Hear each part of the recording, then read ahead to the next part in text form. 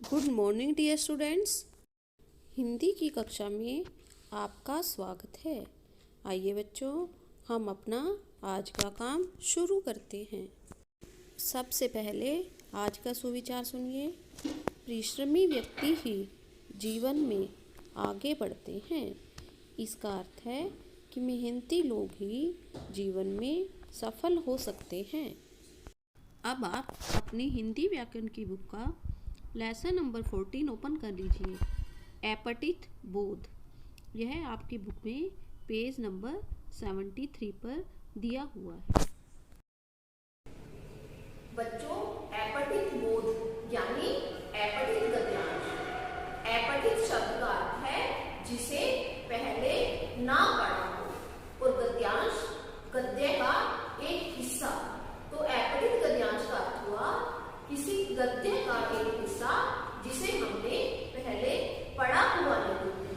तो अपठित गद्यांश में एक पैराग्राफ दिया होता है जिसे हमने पढ़कर कुछ प्रश्नों के उत्तर बताने हैं। तो अपठित गद्यांश करते समय हमें कुछ बातों का ध्यान रखना होता है। सबसे पहले हम गद्यांश को ध्यान से 2 बार पढ़ेंगे। उसके बाद उसमें जो बातें बताई गई हैं उनका अर्थ समझेंगे, और गद्यांश के साथ जो प्रश्न पूछे गए हैं हम उनका उत्तर पहले गद्यांश में से ढूंढेंगे और उसके बाद उन आंसर्स को अपनी नोटबुक पर लिखेंगे।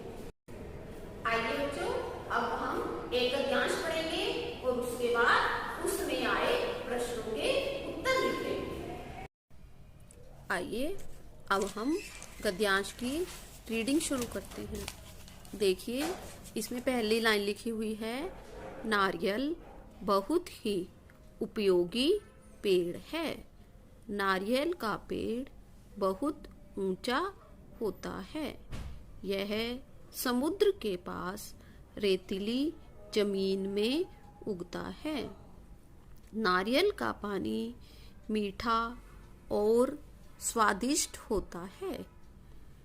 इसके पत्तों से चटाइयाँ और टोकरियाँ बनाई जाती है। नारियल के फल को श्रीफल भी कहते हैं। इसे मंदिरों में चढ़ाया जाता है। नारियल के पेड़ का हर हिस्सा उपयोगी होता है।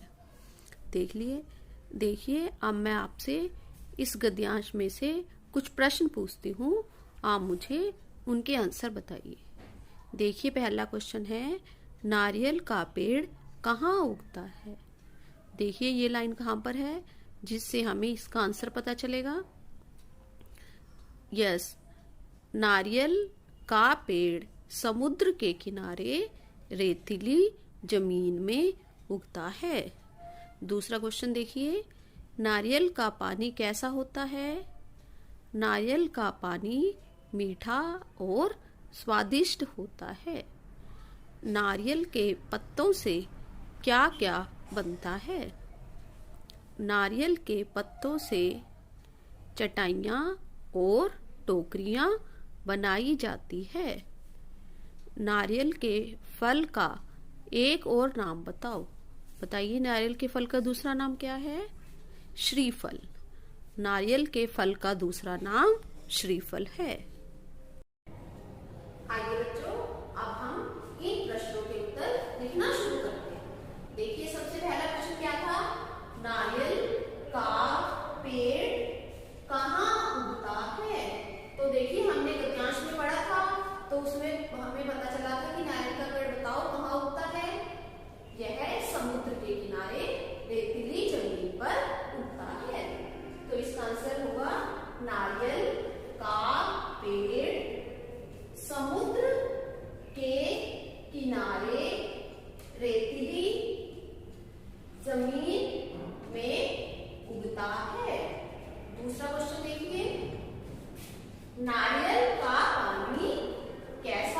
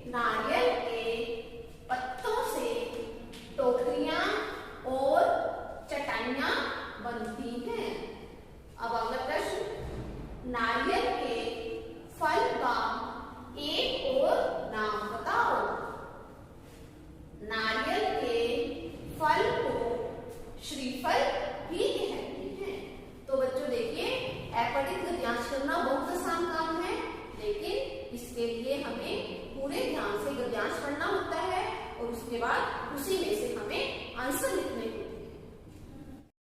बच्चों बताइए, क्या आप इस पक्षी को पहचानते हो? बताइए इसका क्या नाम है?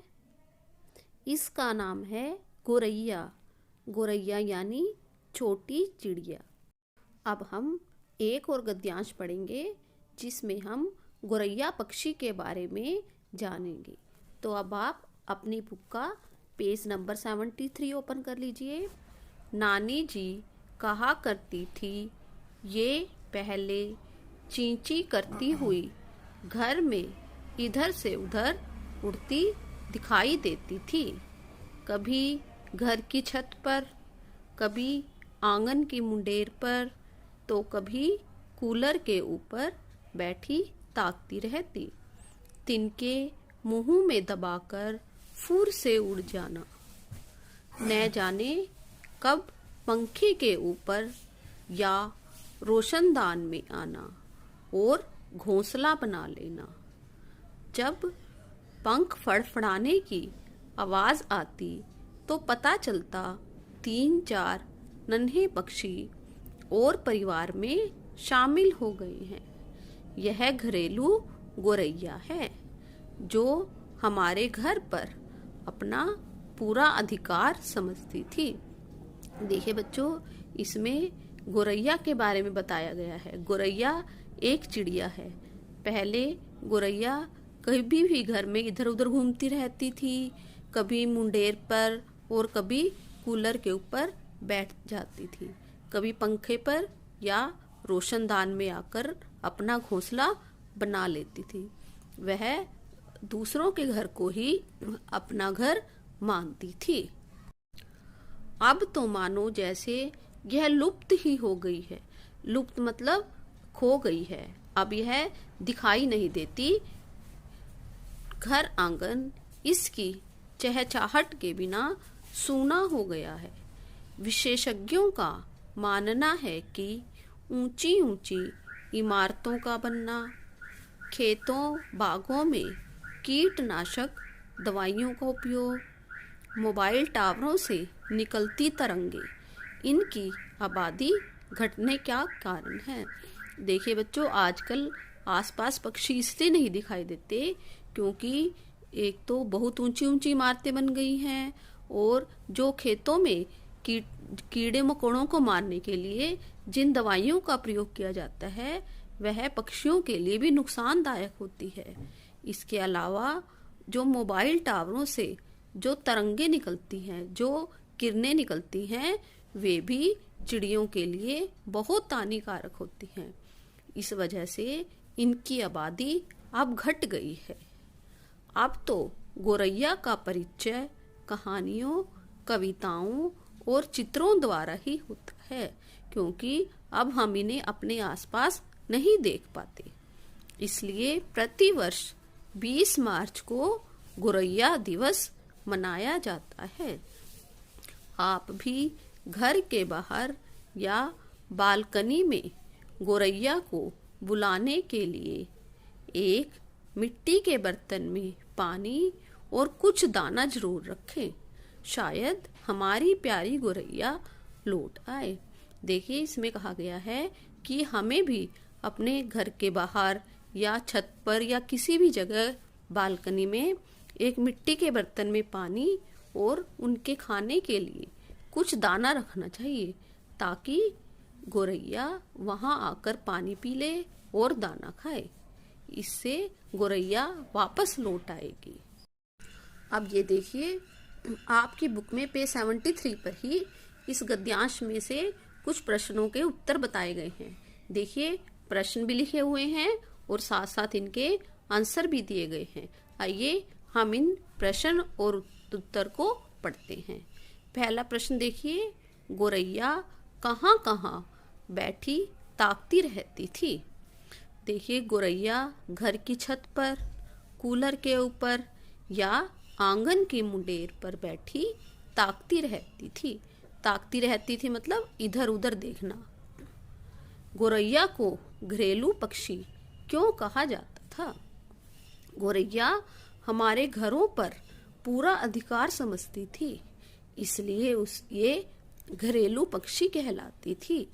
घरों पर पूरा अधिकार समझती थी, इसका अर्थ है कि ये हमारे घर में इधर उधर कहीं भी घूमती रहती थी। अब तीसरा प्रश्न देखिए, गोरैया के लुप्त होने के क्या कारण हैं? विशेषज्ञों का मानना है कि ऊंची ऊंची इमारतों का बनना, खेतों बागों में कीटनाशक दवाइयां डालना और मोबाइल टावरों से तरंगे निकलना इनके लुप्त होने का कारण है। अगला क्वेश्चन देखिए, आप गोरैया का परिचय कैसे होता है? अब तो गोरैया का परिचय कहानियों, कविताओं और चित्रों द्वारा ही होता है। इस तरह बच्चों, आप पहले गद्यांश को ध्यान से पढ़कर सभी प्रश्नों के उत्तर आसानी से ढूंढ सकते हैं। आज हम ग्रामर के लेसन नंबर 10 की रिवीजन करेंगे। इसका नाम है विराम चिन्ह। बच्चों, मैंने आपको विराम चिन्हों के बारे में पहले भी समझाया था। आज हम उसकी एक बार फिर से रिवीजन करेंगे। देखिए, वाक्यों को बोलते समय या वाक्यों को लिखते समय हमें बीच में रुकना होता है ताकि वाक्यों का अर्थ सही ढंग से समझ आ सके। तो लिखते समय हम जिन चिन्हों का प्रयोग करते हैं उन्हें हम विराम चिन्ह कहते हैं। जैसे वाक्य समाप्त होने पर हम कौन सा चिन्ह लगाते हैं? पूर्ण विराम। ये देखिए, इस तरह हम पूर्ण विराम लगाते हैं। उसके बाद अगर हमें वाक्य के बीच में थोड़ा रुकना होता है, जैसे पिताजी बाजार से फल, सब्जियां, किताबें और मिठाइयां लाए, तो फल के बाद हम अल्पविराम लगाएंगे, सब्जियां के बाद। ये देखिए, ये कौन सा चिन्ह है? अल्पविराम। और जैसे अंत में लेकर आए के बाद हम कौन सा चिन्ह लगाएंगे? पूर्ण विराम, क्योंकि यहाँ हमारा वाक्य समाप्त हो गया। उसके बाद है प्रश्न पूछने के लिए। ये देखिए, ये कौन सा चिन्ह है?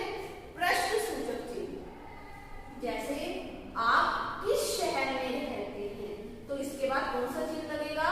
प्रश्न सूचक। अगला है खुशी, दुख आदि प्रकट करने के लिए। बच्चों देखिए, अगर हमें खुशी, हर्ष, दुख आदि के भाव प्रकट करते हैं तो हम विस्मयादि बोधक चिन्ह लगाते हैं। ये देखिए, ये कौन सा चिन्ह है? विस्मयादि बोधक चिन्ह। जैसे वाह, हम मैच जीत गए। अब मैं आपको एक वर्कशीट सोल्व करने के लिए दूंगी, आपने उसके आंसर ध्यान से लिखना। वर्कशीट का पहला क्वेश्चन देखिए, विराम चिन्हों के सही नाम चुन कर लिखें। देखिए, मैंने आपको कुछ विराम चिन्ह दिए हैं और साथ ही हेल्प बॉक्स भी दिया है। आपने इन चिन्हों को ध्यान से देखना है और इनके सही नाम अपनी आंसर शीट पर लिखने हैं। दूसरा क्वेश्चन देखिए, खाली जगह में कौन सा विराम चिन्ह आएगा? देखिए, पहले वाक्य में मैंने लिखा हुआ है बगीचे में आम डैश केला और अमरूद के पेड़ हैं। आपने आम के बाद लगने वाला विराम चिन्ह लगाना है। उसके बाद है तुम क्या कर रहे हो। फिर देखिए, रहे हो के बाद जो मैंने डैश दिया है वहाँ पर आप बताएंगे कौन सा चिन्ह आएगा। माता पिता का कहना मानो। आपने लास्ट में मानो के बाद विराम चिन्ह लगाना है। देखिए कौन सा आएगा। फोर्थ वाक्य, वाह डैश हम जीत गए। आपने वाह के बाद जो चिन्ह लगेगा आपने उस चिन्ह का प्रयोग करना है। इस तरह आप ये सभी चिन्ह ध्यान से लगाइए। अब देखिए, हम सुलेख लिखेंगे। आज का हमारा सुलेख है फूल हमें हंसना सिखाते हैं। आपने ये वाक्य 5 बार अपनी प्रैक्टिस नोटबुक पर लिखना है।